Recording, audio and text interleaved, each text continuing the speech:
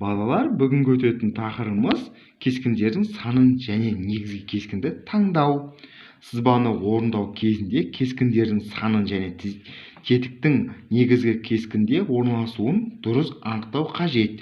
Кескіндер, түрлер, тіліктер, қималар саны барынша аз, бірақ заттың пішінін толық айқындайтын алатындай болуы тиіс.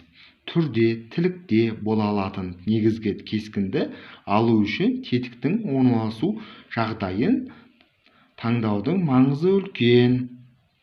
Ол тетіктің пішіні мен өлшемдерін жайлы барынша толық мағлұмат беру керек. Оған балалар мына мысалдан көре аламыз. 202-ші суретте пішінін анықтау үшін мына суретке бір түр қажет. Бір түрмен бұл не екендігін, қандай зат екенін анықтай аламыз. Ал мына затта біз бұның екі түр қажет екенін, негізгі екі түр қажет пен бұны анықтай аламыз қандай зат екенін. Ал мына затқа үш түр қажет, үш түрмен бұның қандай зат екенін анықтай аламыз. Балалар, одан кейінгі мына 203-ші суретке қарайық. 203-ші суретте біз мына суретті қарайық. Негізгі түрмен қима берілген дейді. Бұл жерде бұл суретінде, яғни негізгі түр деп отырғанымыз мынау, қима деп отырғанымыз мынау.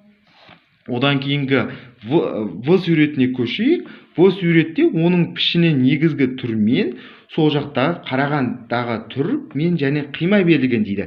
Яғни негізгі түр деп отырғанымыз мынау, қима деп отырғанымыз мынау, ал сол жақтағы қараған түрі мынау. 203-ші суретте, Г суретте үш түр берілген дейді.